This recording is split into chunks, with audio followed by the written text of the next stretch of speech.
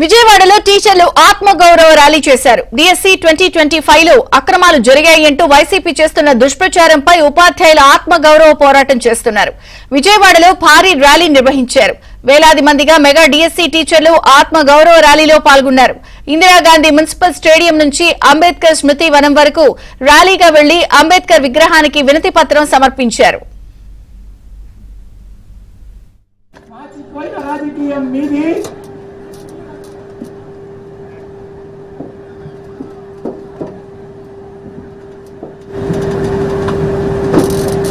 చదువుకున్నాం, మరి భార్య బిడ్డలకు దూరమై చదువుకున్నాం, పేదరికాన్ని సంపాదించుకున్న మా హక్కు, ఎన్నో సంవత్సరాల నుండి కష్టపడి మేము సంపాదించుకున్న మా హక్కు, దీనిని రాజకీయ లబ్ధి కోసం వాడద్దు.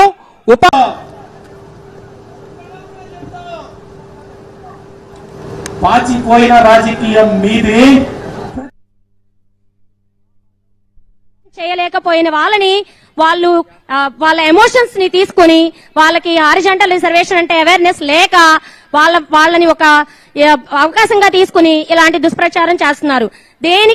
దేనికి కూడా ఇక్కడ దుష్ప్రచారానికి అవకాశం లేదండి. ప్రతి దానికి ప్రూఫ్ ఉంది. ఒక లైవ్ ఎగ్జాంపుల్ ఏంటంటే లైవ్ ఎక్స్పీరియన్స్. అది ఒక మేడం గారు ఈడబ్ల్యూఎస్ సర్టిఫికేట్ పెట్టారు. వాళ్ళ హస్బెండ్ గవర్నమెంట్ ఎంప్లాయ్, కానీ మేడం గారు వాళ్ళ ఫాదర్ పేరు మీద తీసుకొచ్చారు. ఎంత డీప్ గా స్క్రూటినైజ్ చేసి వెరిఫికేషన్ జరగకపోతే అది ఎలిమినేట్ చేస్తారండి. ఈ మేడం గారు కొనుక్కోవాలంటే పోస్ట్ ఎంతసేపు మేడం? ఆవిడ కొనుక్కోవాలంటే ఎంతసేపు అండి?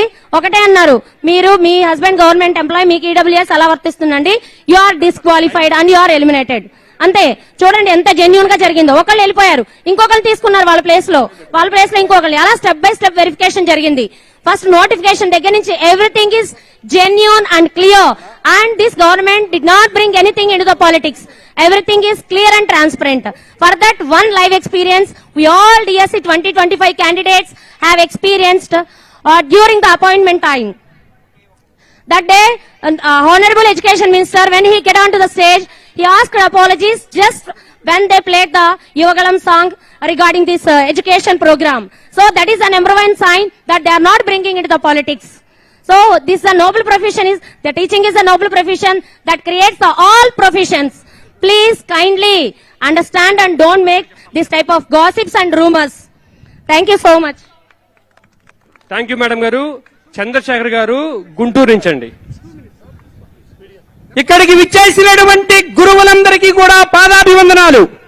నా పేరు శనగల చంద్రశేఖర్. నేను గుంటూరు జిల్లాలో నివసిస్తున్నాను.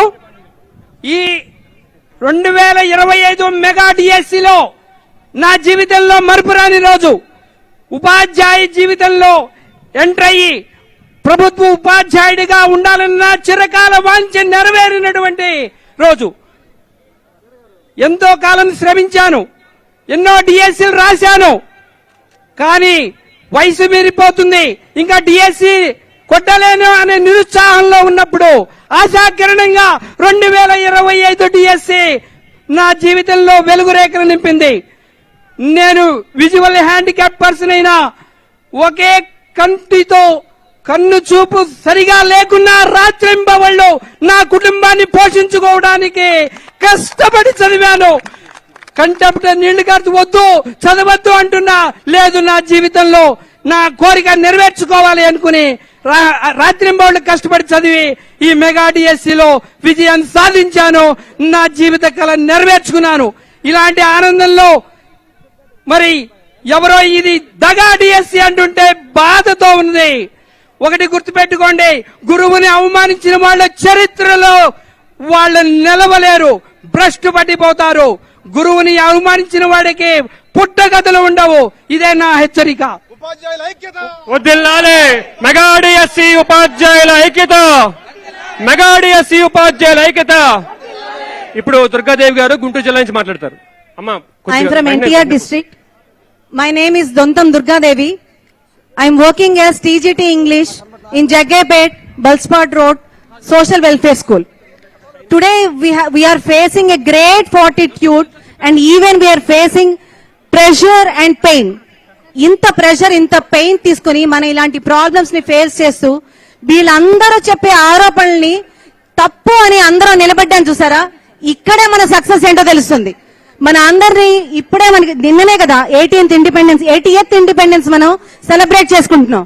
బ్రిటిషర్స్ నుంచి మనం ఫ్రీ అయినా సరే వాళ్ళు ఇంకా డివైడ్ అండ్ రూల్ యూజ్ చేస్తున్నారు.